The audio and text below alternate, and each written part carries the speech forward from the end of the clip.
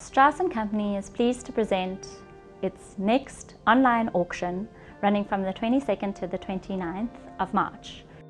I have chosen to talk about one artist's work, Gerard Sekoto, an artist I feel is recognized very well in the immediate artist community, but is not as well recognized on a national and international level.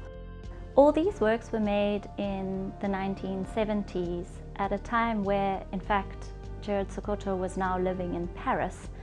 And what's interesting about them is that although he could have drawn straight from the world around him, his immediate surroundings would have been the hustling, bustling Parisian space of the 1970s, he kept casting back to a time where he was living in South Africa and painting and depicting scenes from the streets of his homeland.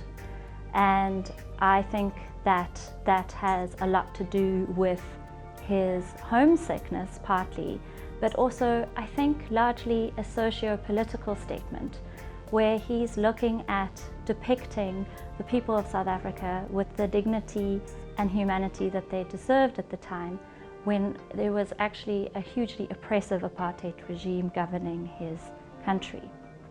Sekoto was born in 1913 at a mission in what is now present-day Mpumalanga, but only started his artist career in 1939 in earnest when he abruptly stopped practicing as a school teacher in Polokwane and moved to Sophiatown, Johannesburg.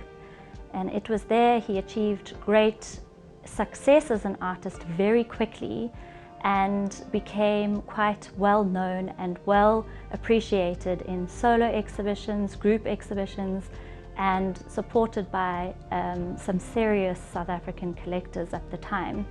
What I find quite astonishing is that he was the first South African artist, black South African artist, to be collected by Johannesburg Art Gallery in 1940. Gerard Sekoto would never have been able to see his own work hanging in the Johannesburg Art Gallery walls because it was a whites-only space at the time.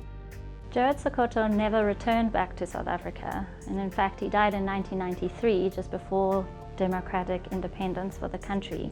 So we know with these artworks that he was drawing from memory, and you can actually see that in the work, where he was more specific in his paintings and drawings in the 1940s. Here in the 1970s, you can get the sense that it is a hazy memory, but you can see as well that he's looking back in time with the type of clothing that's been worn is 1940s, not 1970s. So he is nostalgic in a way. I think they would be a great addition to anyone's collection looking to collect important South African artists.